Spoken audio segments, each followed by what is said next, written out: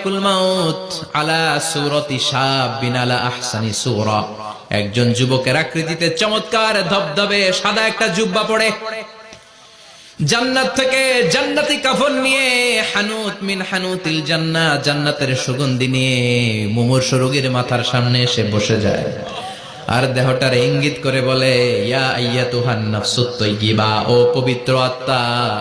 আরেক বর্ণনায় এসেছে ইয়া আইয়াতুহান নাফসুল মুতমাইন্নাহ, ও প্রশান্ত আত্মা, উখরুজি ইলা মাগফিরাতিম মিনাল্লাহ, আল্লাহর ক্ষমার দিকে বের হয়ে আসো।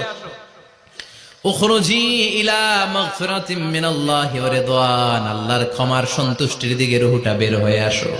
স্মুথলি বলার সাথে সাথে মুমিনের দেহ থেকে রুহটা বের হয়ে আজরাইলের হাতে চলে যায়।